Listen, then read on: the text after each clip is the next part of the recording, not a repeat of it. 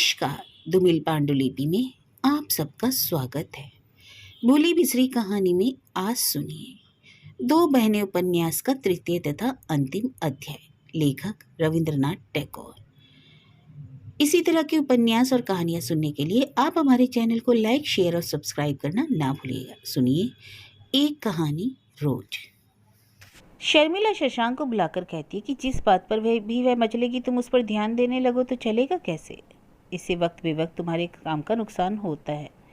शशांक कहता, आह बेचारी बच्ची है, यहाँ कोई उसका संगी साथी नहीं, जरा खेलने खाने का मौका ना मिले तो जिएगी कैसे। यह तो हुआ नाना प्रकार का लड़कपन। उधर शशांक जब कोई मकान बनाने का प्लान बनाता तो उर्मी उसकी बगल में कुर्सी खींचकर बैठ जाती, कहती समझा दो। सहज ही समझ भी लेती। गणित के नियम तो उसे बिल्कुल जटिल नहीं लगते। शशांक अत्यंत प्रसन्न होता, उसे प्रॉब्लम देता, हल कर लाती। कंपनी के स्टील मंच पर शशांक जब काम की देखरेख में निकलता तो वह बैठती, मैं भी जाऊंगी, सिर्फ जाती ही नहीं, माप जोक का हिसाब लेकर बहस भी करती। शशांक पुलकित हो उठता और यही शर्मिला को काफ़ी धक्का लगता। उर्मी के लड़कपन को वह समझती है, गृहस्थी ना चलाने की त्रुटि को भी वह स्नेहपूर्वक सह लेती है, लेकिन व्यवसाय के क्षेत्र में पति के साथ स्त्री बुद्धि के दुरत्व को उसने स्वयं अनिवार्य मान लिया था। वही उर्मी का अबाध आना जाना उसे जरा अच्छा नहीं लगता। यह तो एकदम हिमाकत है। अपनी अपनी सीमाएं मानकर चलने को ही गीता ने स्वधर्म कहा है। मन ही मन अत्यंत अधीर होकर ही एक दिन उसने उर्मी से पूछा, अच्छा उर्मी, यह सब आंकना माकना हिसाब लगाना तुझे क्या सचमुच अच्छा लगता है? मुझे अच्छा लगता है दीदी। अच्छा लगता है या उन्हें खुश करने का दिखावा करती है? यही सही, खिलाने पिलाने में सेवा यतन के द्वारा शशांक को प्रसन्न करना तो शर्मिला को अच्छा लगता है, लेकिन इस तरह की खुशी उसकी अपनी खुशी के साथ मेल नहीं खाती। शशांक को बार बार बुलाकर कहती है कि इसके साथ बेकार समय क्यों नष्ट करते हो, उससे तुम्हारे काम का कितना हर्ज होता है। छोटी बच्ची है, यह सब क्या उसकी समझ में आएगा? शशांक कहता, मुझसे कम नहीं समझती, और समझती है इस प्रशंसा से दीदी आनंदित हुई होंगी। नादान। अपने कार्य के गौरव से शशांक ने जब अपनी स्त्री के प्रति मनोयोग को छोटा किया था तब शर्मिला ने उसे अगत्या नहीं मान लिया था। इसने उससे गर्व ही अनुभव किया था। इसलिए इन दिनों अपने सेवापरायण हृदय के दावे को उसने बहुत कुछ कम कर लिया। वह कहती, पुरुष राजा की जाति है, उन्हें बराबर ही दुसाध्य कर्म का अधिकार प्रशस्त करना होता है, नहीं तो वे स्त्रियों से भी नीचे हो जाते हैं, क्योंकि स्त्रियां अपने स्वाभाविक माधुर्य और प्रेम के जन्मजात ऐश्वर्य से ही प्रतिदिन संसार में अपने आसन को सहज बनाए रखती हैं। एक समय उसने अपनी सेवा जाल से में शशांक को फंसा रखा था।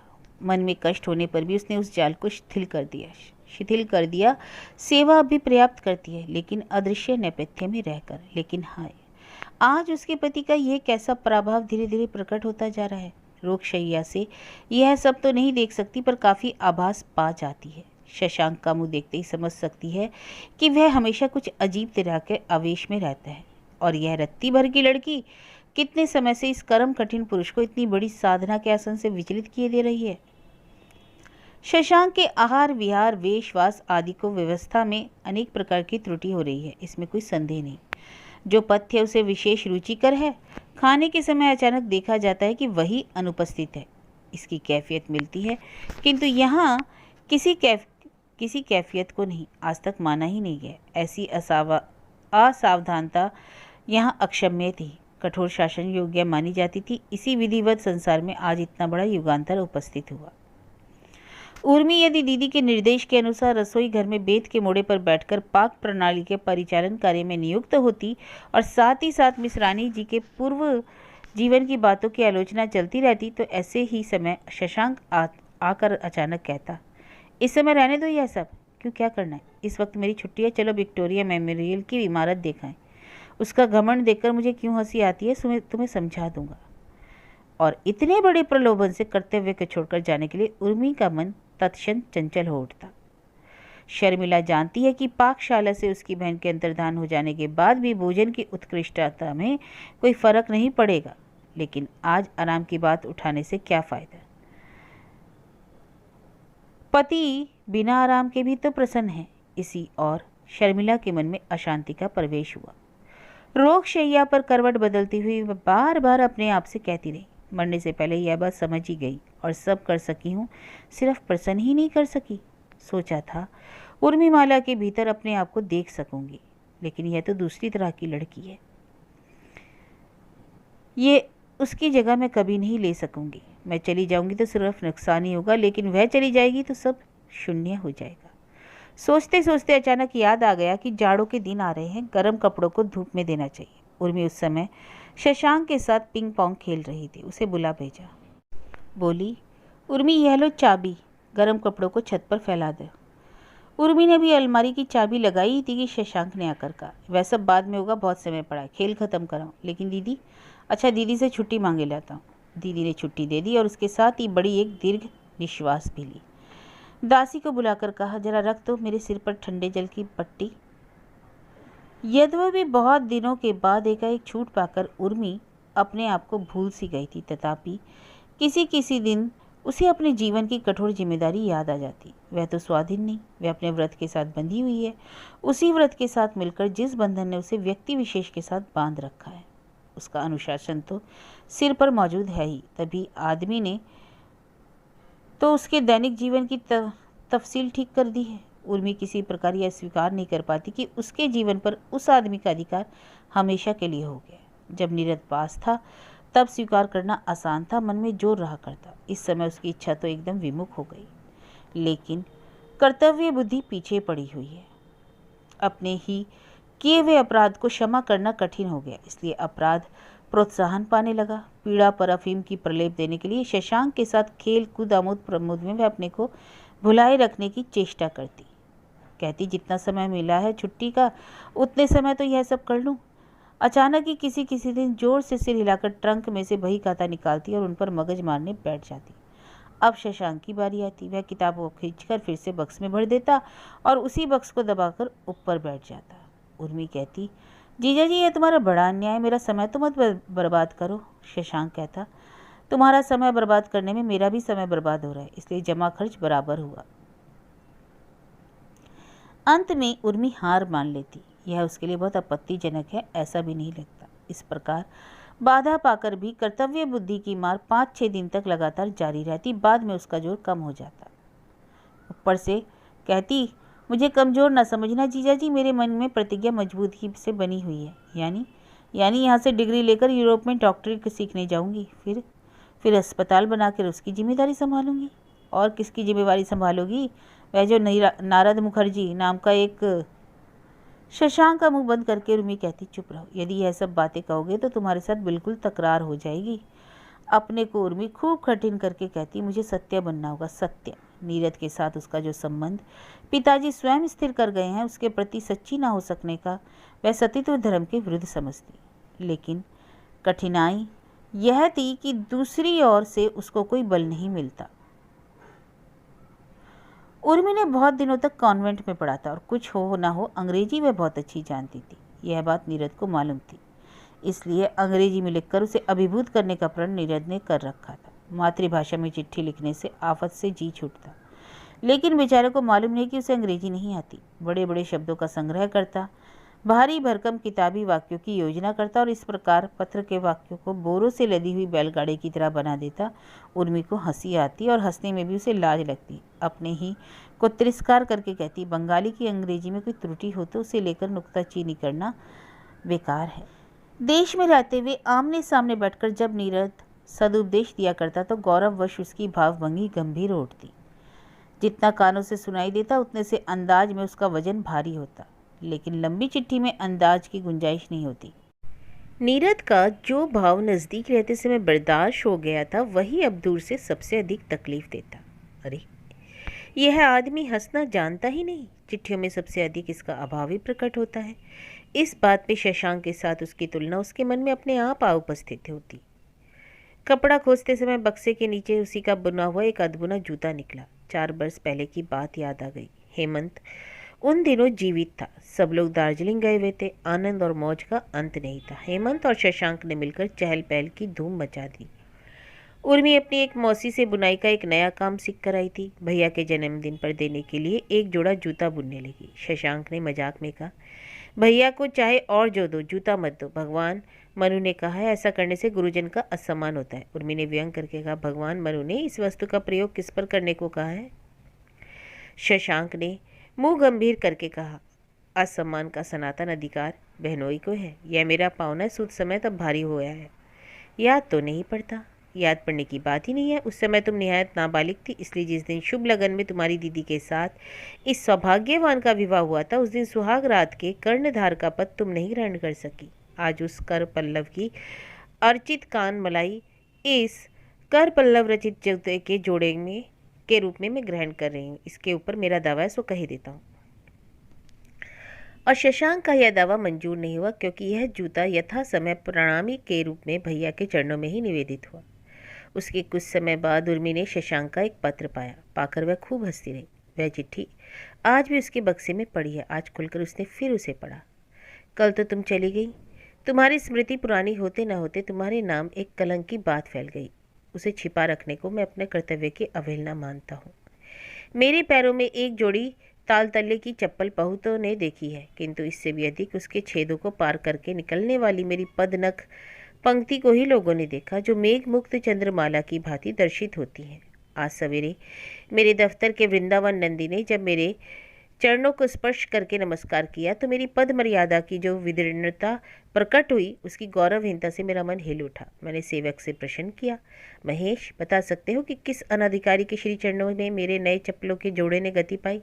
उसने सिर खुजलाकर कहा, उस घर की उर्मी मौसी के साथ जब आप दार्जिलिंग गए थे, तो साथ ही साथ चप्पलों की जोड़ी भी गई थी। आपके लौटने के समय एक तो आपके साथ लौटी, लेकिन बाकी एक। उसका मुंह लाल उठा। मैंने उसे डांट बताई, बस चुप रहे, वहाँ से बहुत से लोग थे।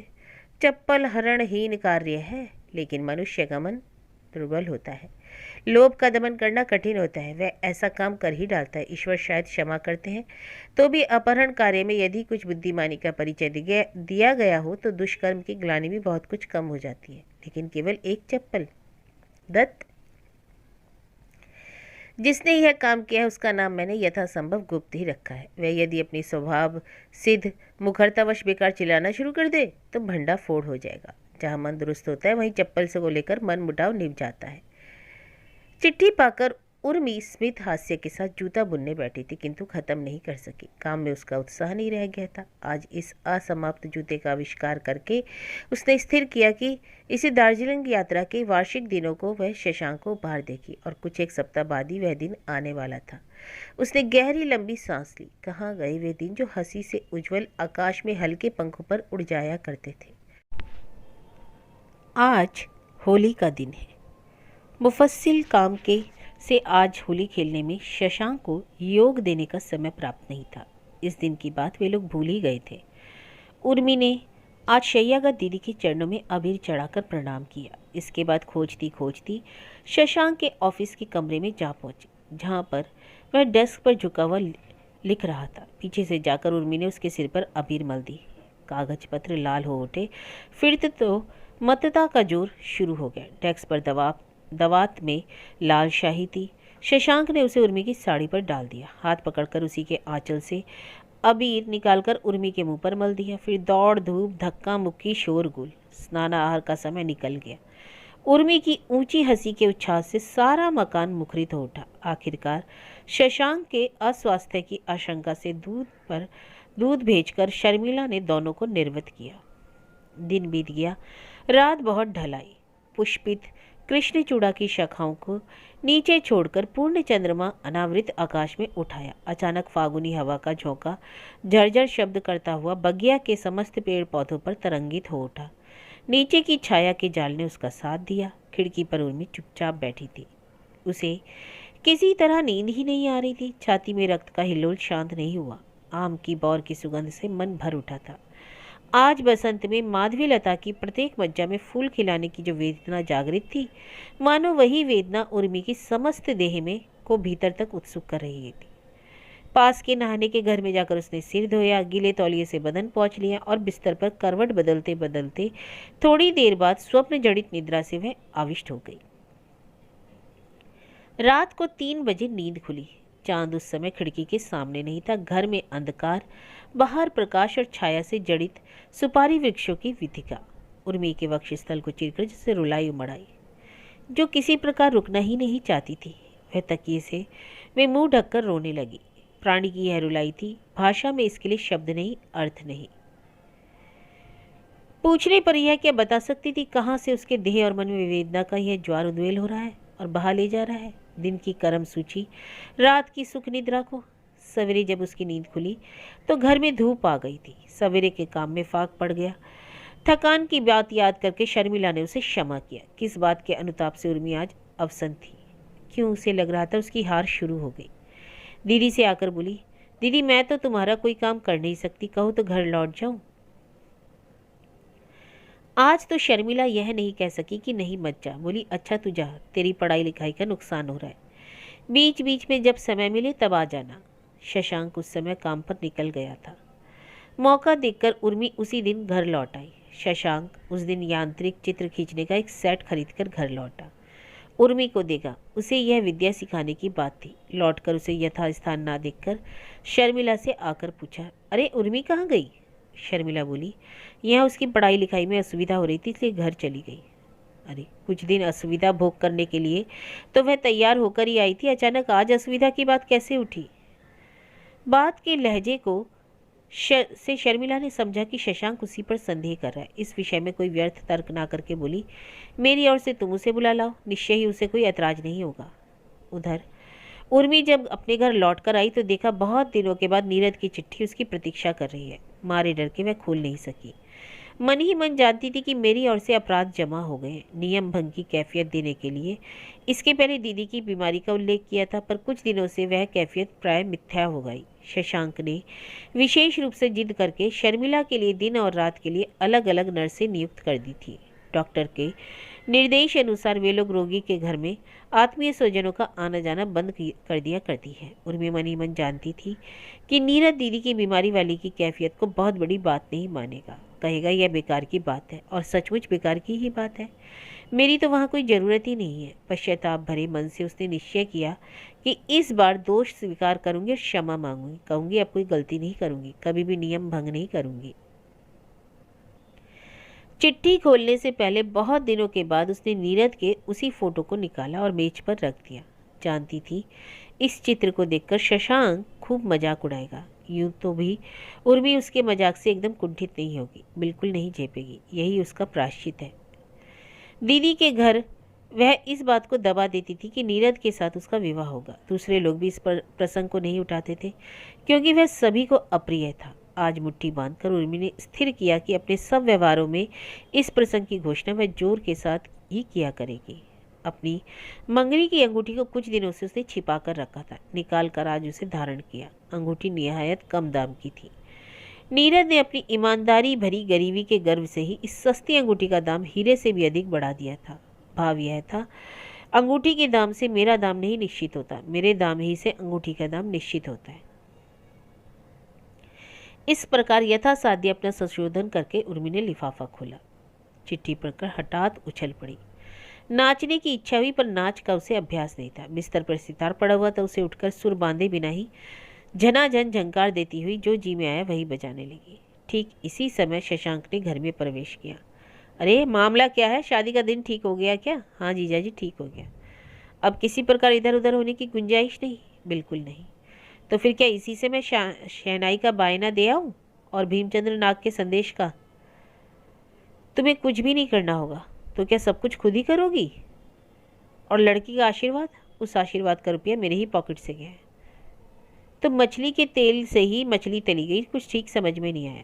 ये लो समझ लो, कहकर चिट्ठी उसके हाथ पर रख दी। पढ़कर शशांक हा हा करके हंस दिया। लिखा है, रिसर्च के जिस द्रोह कार्य में नीरद अपने आप को लगा देना चाहता है वह भारतवर्ष में संभव नहीं। इसलिए उसे अपने जीवन में एक और बड़ा बलिदान करना पड़ेगा। उर्मी के साथ विवाह संबंध विच्छिन्न किए बिना अब चल नहीं सकता।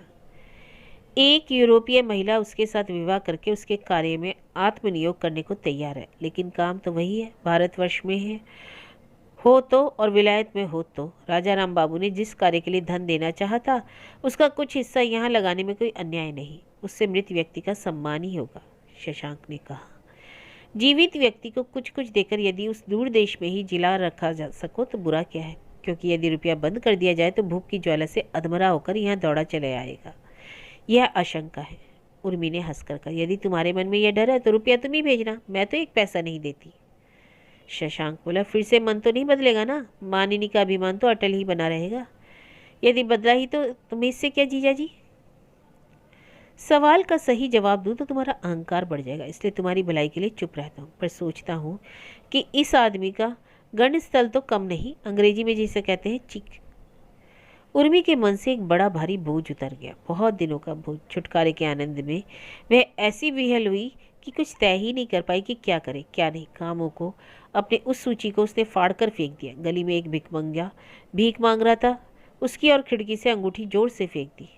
पूछा, पेंसिल से निशान बनाई हुई उन पुस्तकों को कोई फेरी वाला क्या खरीदेगा? यदि ना खरीदे उसका क्या फलाफल होगा सुनो भला? कहीं इसमें पुराने जमाने का भूत डेरा न डाले रहे, बीच बीच में आधी रात को मेरे बिछौने के पास उंगली उठाकर खड़ा हो जाए तो? ऐसी आशंका हो तो फेरी वाले की प्रतीक्षा करने की जरूरत नहीं, मैं खुद खरीदूंगा। क्या खरीद कर क्या करोगे? हिंदू शास्त्रों के अनुसार अंत्येष्टि संस्कार। अच्छा, तो अब तुम घर चलो। तो फिर ठीक है, लेकिन आज तुम अपने काम पर नहीं जा सकोगे सारा दिन? हाँ सारा दिन। तो क्या करूँगा? मोटर पर चंपत हो जाएंगे, दीदी से छुट्टी मांग लाओ तुम। ना लौट कर आऊँगी तभी दीदी से कहूँगी, उस समय मुझ पर डांट पड़ेगी सो बर्दाश्त हो जाएगी। अच्छी बात है, मैं भी तुम्हारी दीदी की डांट पचा लेने को तैयार हूँ। टायर यदि फट जाए तो दुखित नहीं होगा। घंटे में 45 मील की रफ्तार से 2-4 जनों को कुचलता हुआ जेल खाने तक पहुंचने में भी कोई ऐतराज नहीं, किंतु 3 बार प्रतीक्षा करो इस मोटर को रथ यात्रा को समाप्त करके तुम हमारे ही घर लौट चलोगे। चलूंगी चलूंगी चलूंगी। मोटर यात्रा के बाद दोनों भवानीपुर के घर में लौट आए, किंतु घंटे में 45 मील की रफ्तार का वेग रक्त में तब भी जारी था। वह किसी प्रकार रुकना ही नहीं चाहता था। संसार का सारा दायित्व, भय और लज्जा इस वेग के सामने विलुप्त हो गए। कई दिन तक शशांक को सारे कामकाज भूल गए। मन ही मन उसने समझा कि यह अच्छा नहीं हो रहा। कामकाज का नुकसान बहुत भारी होना भी असंभव नहीं। रात को बिस्तर पर सोए सोए वह दुश्चिंता दुर्भावनाओं को बड़ा बड़ा कर देखता, किंतु दूसरे दिन स्व अधिकार प्रमथ मेघदूत के यक्ष के समान हो जाता। एक बार शराब पीने पर उसके अनुताप को ढकने के लिए फिर से पीना। कुछ दिन इसी प्रकार बीते। आंखों में खुमारी आई। अपने को ठीक ठीक समझने में उर्मी को थोड़ा समय लगा, किंतु एक दिन वह अचानक चौंक उठी। अपने को उसने समझाया। ना जाने क्यों मथुरा भैया से यह डरा करती, बराबर उनकी नज़र बचाकर निकल जाने का प्रयत्न करती।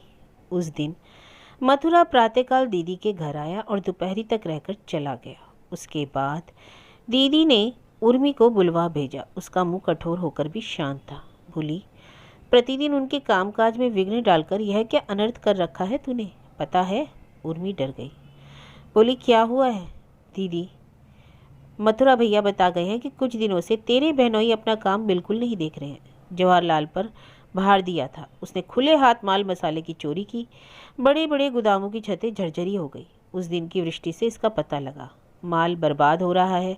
हमारी कंपनी का बड़ा नाम है, इसलिए उन लोगों ने जांच नहीं की थी। अब बड़ी भारी निंदा और नुकसानी गर्दन पर सवार हो गई। मथुरा भैया अलग होना चाहते हैं। उर्मी की छाती धक धक करके धड़कने लगी। क्षण भर में बिजली की रोशनी में मानो उसने अपने मन के रहस्यों को देख लिया। स्पष्ट ही समझ गई कि ना जाने कब अनजाने में उसके मन का भीतरी हिस्सा मतवाला उठा था। भला बुरा वह कुछ सोच नहीं सकी थी। शशांक का कार्य ही मानो उसका प्रतिद्वंदी था, उसी से उसकी कुट्टी थी। उसे कामकाज से अपने पास खींच लाने के लिए उर्मी सदा छटपटाया करती। कितनी ही बार ऐसा हुआ कि शशांक स्नानागार में था और काम पे से यदि कोई मिलने आया तो उर्मी ने कहला दिया, कह दो अभी भेंट नहीं होगी। उसे डर बना रहता कि कहीं ऐसे नहा कि स्नान से निकलते ही शशांक को फुर्सत ना मिले। कहीं ऐसा ना हो वह कामकाज में उलझ जाए और उर्मी का सारा दिन व्यर्थ हो जाए। आज उसने अपने दुरंत नशे की सांघातिक मूर्ति उसकी आंखों के सामने प्रत्यक्ष हो उठी। वह उसी समय दीदी के चरणों पर पछाड़ खाकर गिर पड़ी। बार बार रूंधे गले से कहने लगी, खदेड़ दो मुझे अपने घर से, अभी निकाल कर बाहर करो। आज दीदी निश्चित रूप से स्थिर कर लिया था कि उर्मी को किसी प्रकार भी क्षमा नहीं करेंगी, लेकिन उनका मन पिघल गया। धीरे धीरे उर्मी माला के सिर पर हाथ फेरती हुई बोली, कोई चिंता ना कर, कोई ना कोई उपाय तो होगा ही। उर्मी उठकर बैठ गई। बोली, दीदी तुम ही लोगों का क्यों नुकसान होगा, मेरे पास भी तो रुपया है। शर्मिला ने कहा, पागल हुई है क्या? क्या मेरे पास कुछ नहीं है? मथुरा भैया से मैंने कह दिया है, वे कुछ गोलमाल ना करें, मैं रुपया भर दूंगी। और तुझे भी कहती हूँ, ऐसा ना हो कि तेरे जीजा जी के कानों यह बात पहुँच जाए। मेरे पास तक भी खबर पहुँची है भला। माफ़ करो दीदी, मुझे माफ़ करो, कहकर उर्मी दीदी के पैरों पर माथा रगड़ने लगी। शर्मिला आंखों के आंसू पहुँचकर क्लांत स्वर में कहने लगी, कौन किसे माफ़ करेगा बहन, संसार बड़ा जटिल है। जो सोचती हूँ वह होता नहीं, और जिसके लिए प्राणों की बाजी लगा देती हूँ वही खिसक पड़ता है। उर्मी दीदी को छोड़कर अब क्षण भर के लिए हिलना नहीं चाहती। दवा देना, नहलाना, खिलाना, सुलाना, सब छोटी मोटी बातें स्वयं करने लगी। फिर से पढ़ना शुरू किया, सो भी दीदी के पास बैठकर। खुद पर अब उसका विश्वास नहीं रह गया, शशांक पर भी नहीं। और नतीजा यह हुआ कि शशांक बार बार रोगिणी के कमरे में आने लगा। पुरुष की अंधतावश ही वह समझ नहीं सका कि उसकी छटपटाहट का तात्पर्य स्त्री को मालूम हो जाता है। उर्मी मारे शर्म के गड़ जाती। शशांक आता है, मोहन बगान के फुटबॉल का प्रलोभन लेकर व्यर्थ होता है। पेंसिल से चित अखबार में चार्ली चैपलिन का विज्ञापन दिखाता है, तब भी कोई नतीजा नहीं। उर्मी जब दुर्लभ नहीं थी तब भी बाधा विघ्न के भीतर से शशांक कामकाज किया करता था, किंतु अब वह एकदम असंभव हो उठा। हदभाग्य के इस निरर्थक निपोड़न से शर्मिला पहले तो बड़े दुख के भीतर भी सूख पाती, किंतु बाद में उसने देखा कि उसकी पीड़ा प्रबल हो उठी। मुंह सूख गया, आंखों के नीचे झाइयां पड़ गई। उर्मी खाने के समय पास नहीं बैठती, इसलिए शशांक के खाने का उत्साह और परिणाम दोनों कम होते जा रहे हैं, यह उसे देखने से ही प्रकट हो जाता। कुछ दिन पहले इस घर में आनंद की जो बाढ़ आई थी वह बिल्कुल उतर गई, और फिर भी पहले उनकी जो सहज दिनचर्या थी वह भी नीचे नहीं रह गई। कभी शशांक अपने चेहरे को संवारने के विषय में उदासीन था। नाई से बाल बनवाते समय प्रायः सिर मुड़ा ही लेता था। कंघी की जरूरत तो चौथाई की चौथाई तक जा पहुंचती थी। शर्मिला इसके लिए पहले पहल बोला करती, बाद में हारकर उसने पतवार छोड़ दी। परंतु इन दिनों उर्मी की ऊंची हंसी से मिली हुई संक्षिप्त आपत्ति भी निष्फल नहीं होती। नए संस्करण के केशोद्रुम के साथ सुगंधित तेल का संयोग साधन शशांक के सिर पर यह पहली बार जुटा, लेकिन आजकल केशोन्नति विधान के प्रति अनादर से ही वह उसकी अंतर्वेदना पकड़ी गई, सो भी इतनी अधिक कि उसे उपलक्ष्य बनाकर प्रकट या अप्रकट तीव्र हंसी भी अब चल नहीं सकती। शर्मिला की उत्कंठा ने शोभ को अभिभूत कर दिया। पति के प्रति करुणा और अपने प्रति धिक्कार से उसका हृदय फटने लगा। रोग की पीड़ा और बढ़ने लगी। मैदान में किले के फौजदारों की लड़ाई का खेल होने वाला था। शशांक ने डरते डरते पूछा, उर्मी चलोगी? अच्छी सी जगह रिजर्व करा ली है मैंने। उर्मी ने कोई उत्तर नहीं दिया। शर्मिला बोल उठी, जाएगी क्यों नहीं, जरूर जाएगी, जरा बाहर घुमाने के लिए तो छटपटा रही है। बढ़ावा पाकर 2 दिन बीतते न बीतते उसने फिर पूछा, सर्कस? इस प्रस्ताव में उर्मी माला का ही उत्साह दिखाई दिया। इसके बाद बॉटेनिकल गार्डन, इसमें जरा बाधा महसूस हुई। दीदी को छोड़कर देर तक बाहर रहने के पक्ष में उर्मी का मन राय नहीं देता। दीदी ने स्वयं शशांक का पक्ष लिया। दुनिया भर के मजदूरों के बीच काम करते करते दोपहरी भर हैरान होते हैं, सारा दिन केवल धूल बालू में ही कट जाता है। बाहर की हवा ना खाने से शरीर तो खराब हो जाएगा। इस युक्ति के बल पर स्टीमर से आज राजगंज तक घूम आना भी असंगत नहीं मालूम हुआ। शर्मिला मनी मन कहती, जिसके लिए उन्हें कामकाज के छूट जाने की चिंता नहीं, उसका छूटना उन्हें बर्दाश्त नहीं होगा। शशांक को किसी ने स्पष्ट रूप से कहा नहीं था, लेकिन चारों ओर से वह एक अव्यक्त समर्थन पाने लगा। शशांक ने एक प्रकार से ठीक ही कर लिया कि शर्मिला के मन में कोई विशेष पीड़ा नहीं, उन दोनों को एकत्र प्रसन्न देखकर ही प्रसन्न रहेगी। साधारण स्त्री के लिए संभव नहीं हो सकता, पर शर्मिला तो असाधारण है। शशांक जिन दिनों नौकरी करता था उन्हीं दिनों किसी कलाकार ने रंगीन पेंसिल से शर्मिला का चित्र बनाया था। इतने दिनों तक यह पोर्टफोलियो के भीतर था। उसे निकालकर उसने विलायती दुकान से बेशकीमती फ्रेम में मढ़वाया और अपने ऑफिस वाले कमरे में जहां बैठता था उसके ठीक सामने दीवार पर टांग दिया। सामने एक फूलदानी रखी गई जिसमें माली रोज फूल सजा जाया करता था। आखिरकार एक दिन शशांक जब उर्मी को बागीचे में यह दिखा रहा था कि सूर्यमुखी कैसे खिली हुई है, अचानक एक बार उसका हाथ पकड़कर बोला, तुम जरूर जानती हो मैं तुम्हें प्यार करता हूँ, और तुम्हारी दीदी वे तो देवी हैं, मैं उनकी भक्ति करता हूँ, उतनी जीवन में और किसी की नहीं करता। वे पृथ्वी की मानवी नहीं, हम लोगों के धरातल से बहुत ऊंचे रहने वाली है। दीदी ने उर्मी को बार बार स्पष्ट रूप से समझा दिया कि जब वे इस जगत में नहीं रहेंगी उस समय उनकी जो सबसे बड़ी सांत्वना होगी वह उर्मी को देखकर ही होगी। इस गृहस्थी में और किसी स्त्री का आविर्भाव होगा, यह कल्पना दीदी को कष्ट पहुंचाती है। और फिर शशांक का ध्यान रखने के लिए कोई स्त्री रहेगी ही नहीं। यह निगोड़ी अवस्था भी दीदी को सहन नहीं हो सकती। दीदी ने उसे रोजगार की बात भी समझा दी है। कहा है यदि उनके प्रेम में बाधा पड़ी तो सारा कारोबार चौपट हो जाएगा। उनका मन अब तृप्त होगा तो कारोबार अपने आप बन जाएगा। शशांक का मन मतवाला हो गया। वह एक ऐसे चंद्रलोक में रहने लगा जहां संसार की सारी जिम्मेवारी सुख तंद्रा में लीन है।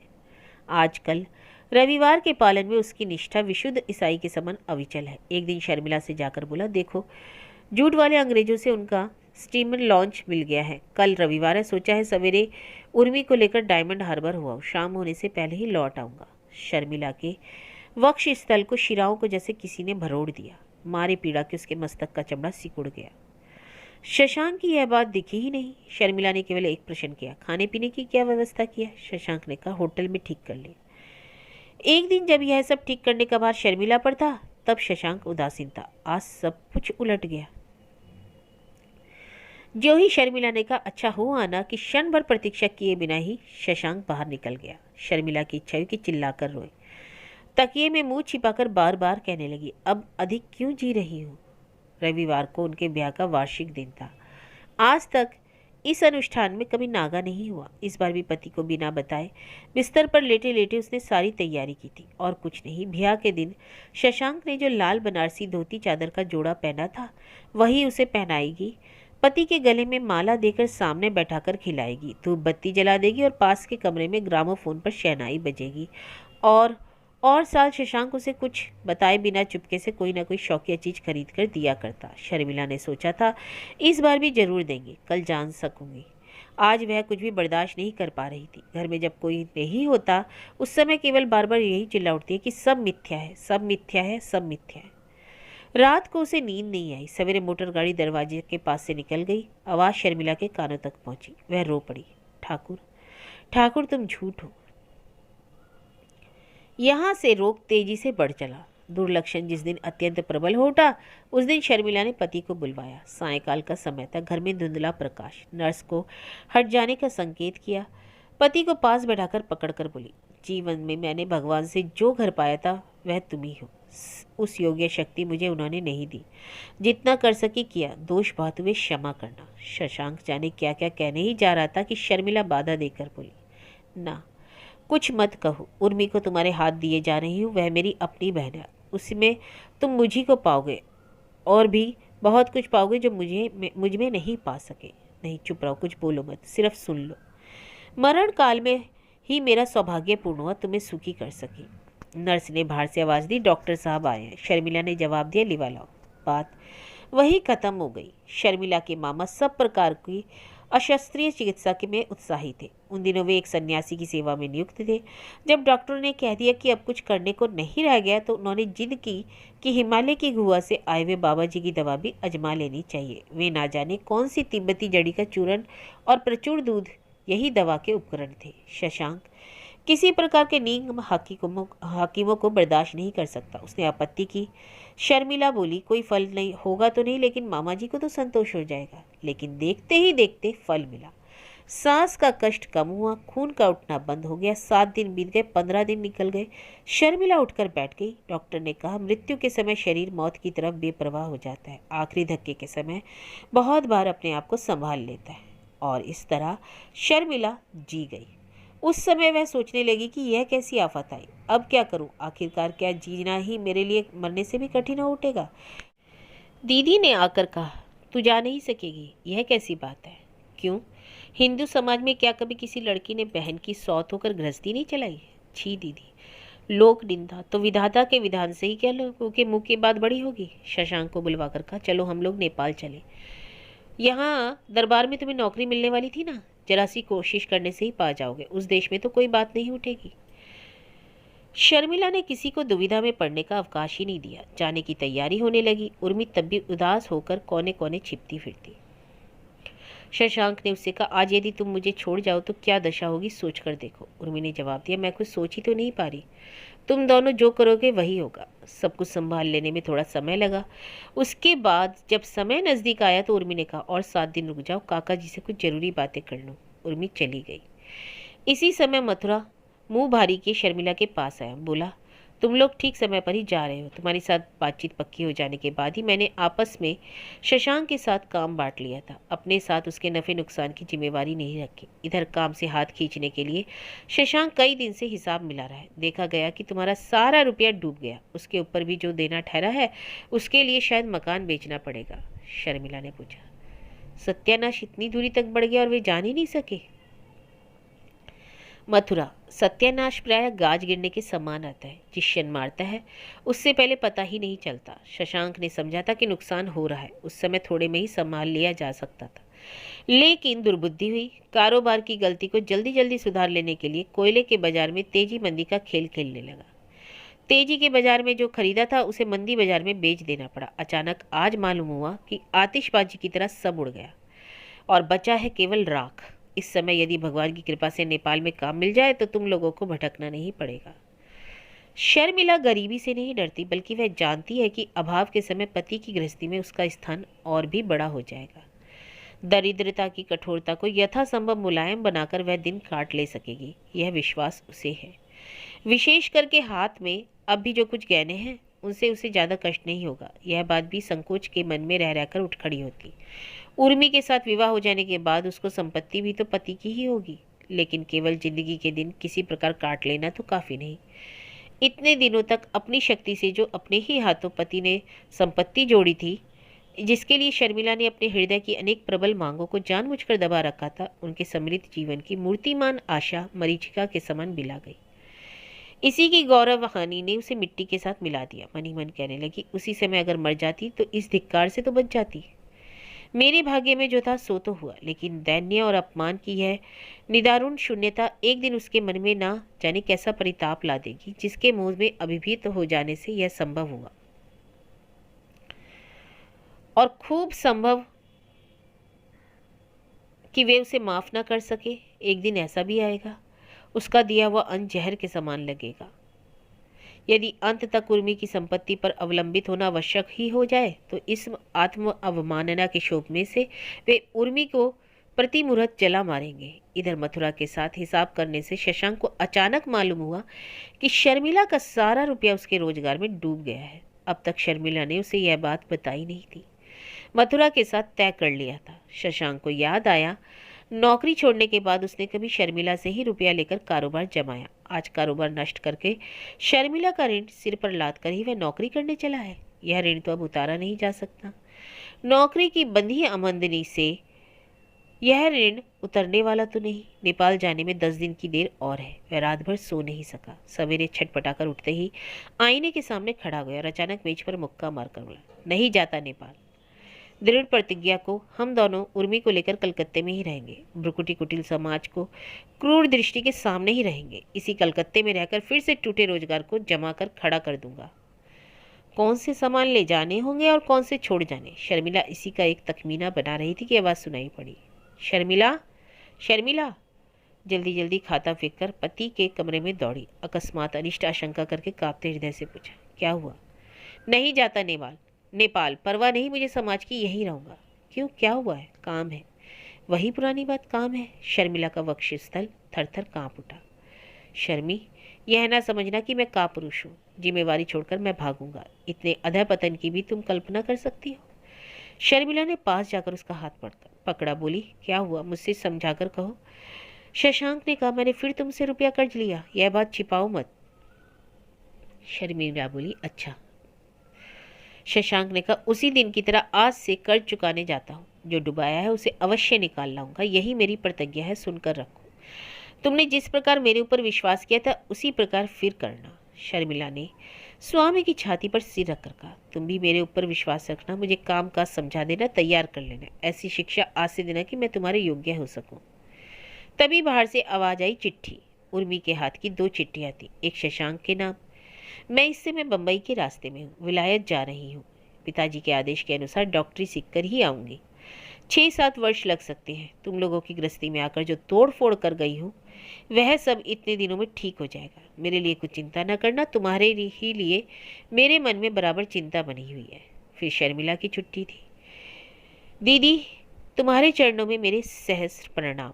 अज्ञानवश अपराध किया, क्षमा करना। यदि यह अपराध ना हो तो कम से कम यही जानकर सुखी होंगी। इससे अधिक सुखी होने की आशा मन में नहीं रखूंगी। इसमें सुख है, यही बात क्या निश्चित रूप से जानती हूँ।